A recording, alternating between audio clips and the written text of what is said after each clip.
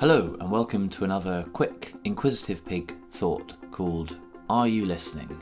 How to supercharge your communication by listening.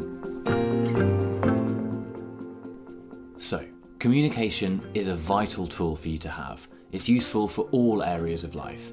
At home, great communication helps to create strong bonds with family members, diffuse potential arguments, and develop relationships.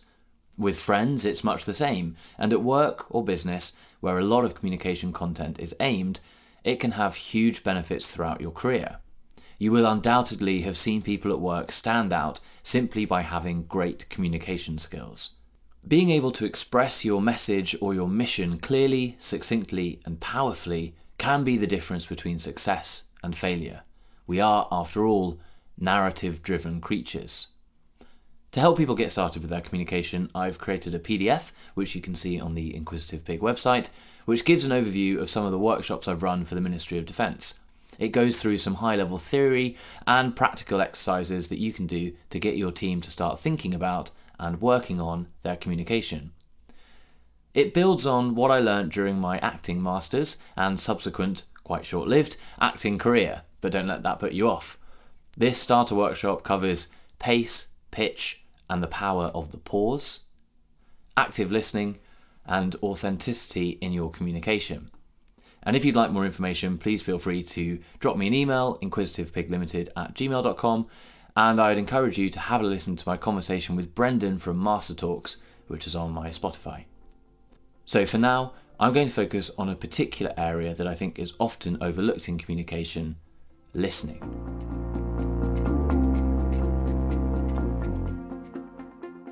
Perhaps the most important tool when it comes to your communication is being able to listen properly. Now that might seem counterintuitive when you're trying to work on your speaking, but listening is absolutely key. In order to speak effectively, you have to be able to listen properly, first to yourself and then to others. So what do I mean by listening? Well, in the context of great communication, listening is about paying attention to how you are communicating. Can you hear how you're coming across?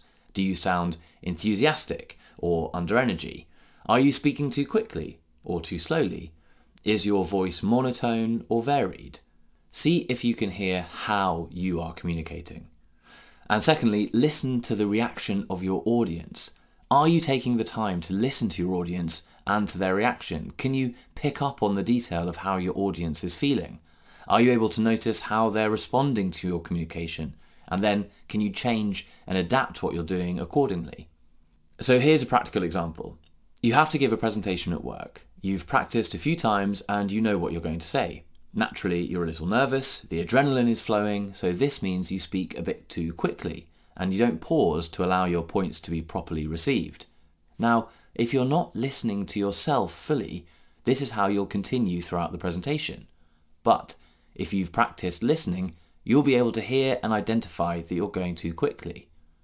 And if you're listening to your audience, you see that they are struggling to understand. And because you've listened, you're able to adapt and adjust in the moment. Slow down, take your time, and allow your points to be heard properly. All because you started to listen.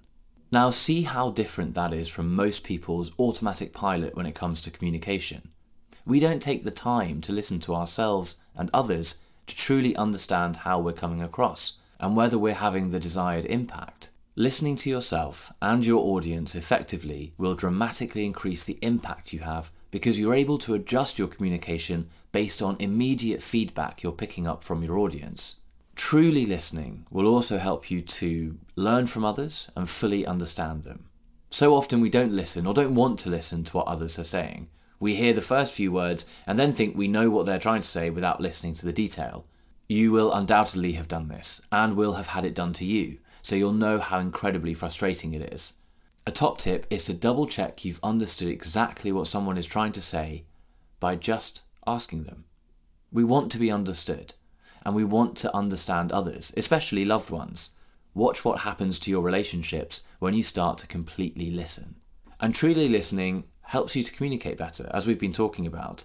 Only by listening to others can you know if people are listening to you. You can go off on a rant all you like, God knows I used to and still do, what do you think this is? But you will have no impact if no one is listening.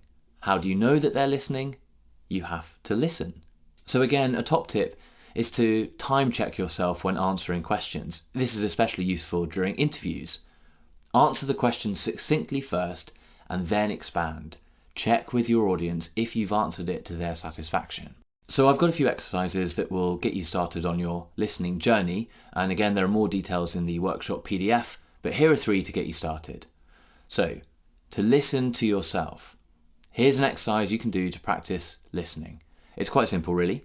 Sit on your own in a quiet room, close your eyes, and just listen. What can you hear? Don't try too hard. Let sounds arrive in your ears rather than trying to hear things, but when they do arrive, just notice what they are.